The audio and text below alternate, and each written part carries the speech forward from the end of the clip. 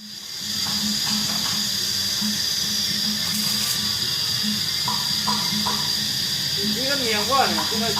วัสดีพ่อแม่พี่น้องท่านประตูคำนำโชคนำเสนอเรียกประจำวันที่5 เดือน 6 2019ด้วยอันนี้มันเท้าระเบียงบันไดของลูกค้าและแม่นั้นป้องแย้มกันขโมยด้วยกำลังเล็งให้ในสร้างเล็งให้เดี๋ยวไปใส่ลูกค้า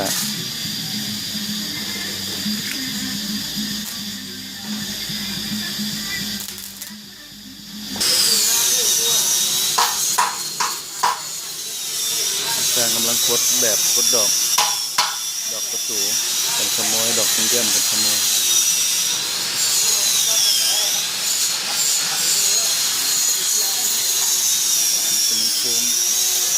โค้งมัน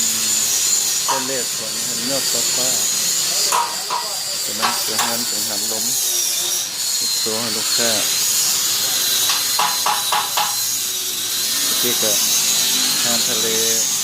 บุฟเฟ่ทะเลลาวพันกับมะม่วงหนุนโค้งมันหันถึงหันล้มแล้วก็ลอดซาเล้งแล้วก็ต้นซ่านะโซ่ในต้นซ่าแน่นขโมยหุบปะได้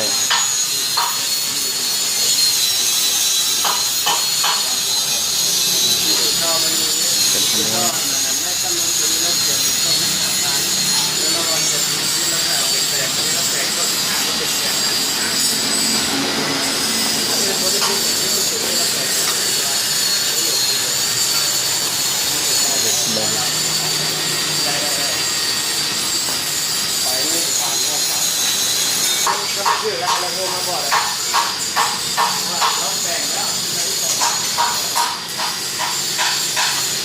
หลังคาลอกซาเล้งลอกขายน้ำงานสร้างประจำวันกันนี้ทั้งภายในห้างและออกนอกสถานที่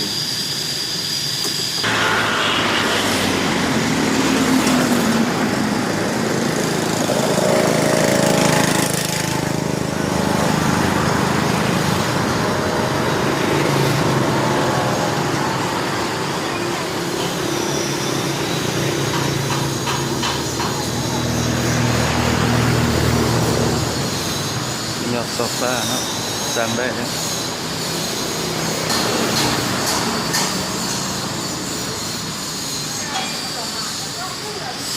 นางกันยุง